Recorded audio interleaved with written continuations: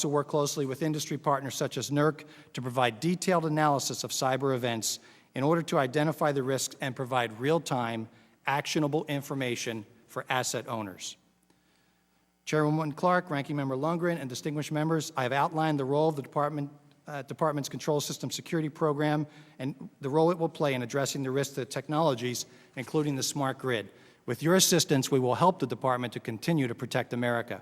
Thank you again for this opportunity to testify, and I'll be happy to answer your questions. Thank you, Mr. McDurk. Our next testimony comes from Ms. Sita Furlani. Member Lundgren and members of the subcommittee, I am Sita Furlani, the Director of the Information Technology Laboratory at the Department of Commerce's National Institute of Standards and Technology. Thank you for the opportunity to appear before you today to discuss NIST's role in ensuring the cybersecurity and reliability of the information and communication aspects of the smart grid.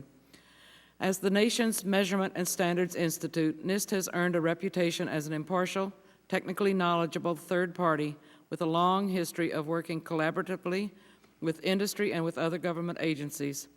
These strengths allow NIST to make a unique contribution to the establishment of a smart grid.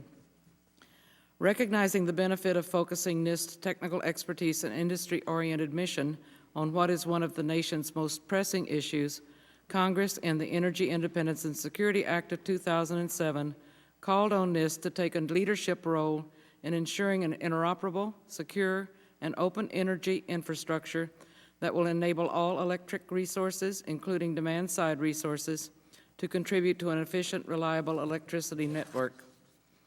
NIST's three-phase approach is to build on the relationship with DOE, FERC, DHS, and other federal agencies to engage stakeholders to achieve consensus on smart grid standards. By early fall, the process will deliver the smart grid architecture framework, priorities for interoperability and cybersecurity standards, and an initial set of standards to support implementation. In addition, plans to meet remaining standards needs. Second, launch a formal public-private partnership to facilitate development of additional standards to address remaining gaps and integrate new technologies. Third, develop a plan for testing and certification to ensure that smart grid equipment and systems conform to standards for security and interoperability. NIST views its role as accelerating the process by which the standards development can occur. The actual standards development work is a process that takes place largely in the private sector, with standards development organizations, utilities, and other stakeholders.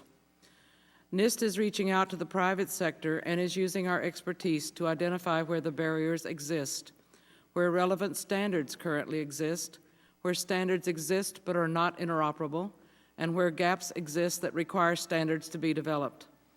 I would like to caution, however, that the process of creating comprehensive and effective standards can be time-consuming and difficult. To be effective, standards must be developed with broad representation and buy-in from all key stakeholders. It can take time to do this right, but NIST is establishing an agile framework that will meet the urgent national need for specific smart grid standards. For the reliability of the electric power industry to be fully realized, cybersecurity concerns must be addressed in addition to assuring interoperability. Congress recognized this in specifically calling out the issue of cybersecurity in the ESA legislation. This is a critical issue due to the increasing potential of cyber attacks and incidents against this critical sector as it becomes more and more interconnected. The need to address potential vulnerabilities has been acknowledged across the federal government. This need has also been cited in the 60-day cyberspace policy review. With the adoption and implementation of the smart grid, the IT and telecommunications sectors will be more directly involved. These sectors have existing cybersecurity standards to address vulnerabilities, conformity assessment programs to evaluate cybersecurity products, and assessment programs to identify known vulnerabilities in systems. Another issue for the smart grid and the implementation of cybersecurity standards is the concern that legacy equipment may be difficult to modify to meet new standards. Smart grid cybersecurity strategy must address the addition and continual upgrade of cybersecurity controls. The cybersecurity strategy will require the development of an overall cybersecurity architecture to address potential points of failure, conformity assessment procedures, and certification criteria for personnel and processes. To achieve secure interoperability, products and systems will require conformity assessment that can be developed by NIST. Conformity assessment verifies that products adhere to the specifications defined in the standards. Once a standard has been published, conformity assessment can accelerate product development by giving vendors well-defined criteria to meet. Such testing should ensure that cybersecurity standards are effective and do not adversely impact interoperability. NIST is proud to have been given such an important role in smart grid cybersecurity through the ESA legislation.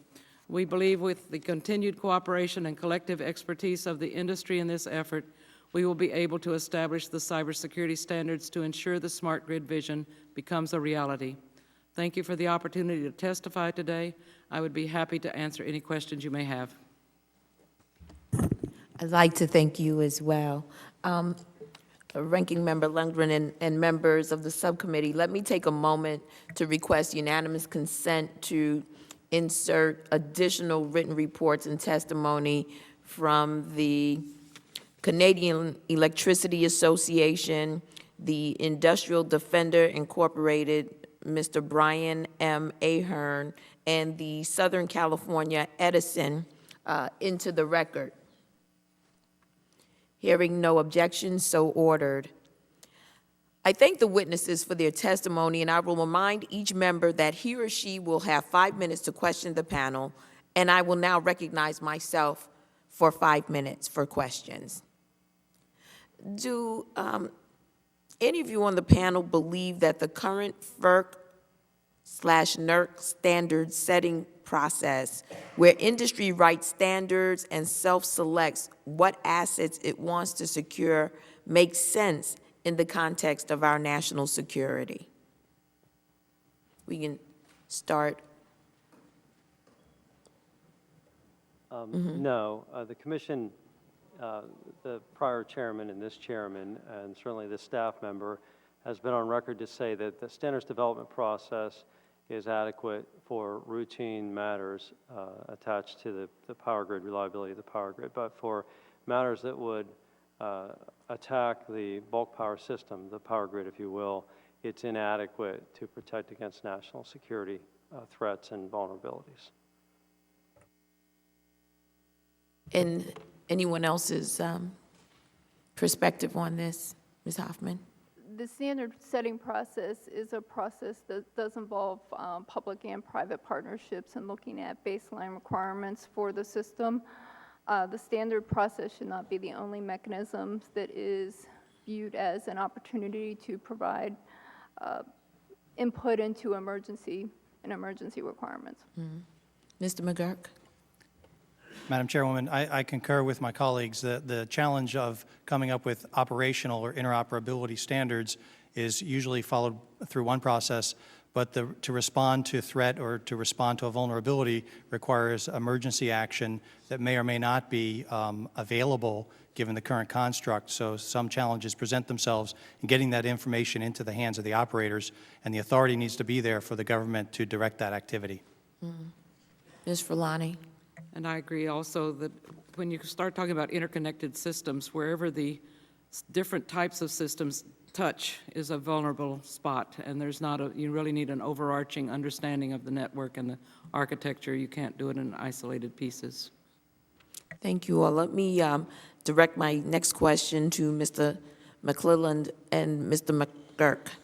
Can you please explain what additional authorities you feel are necessary for FERC and whether you think the language in H.R. 2195 is in line with what you're asking for?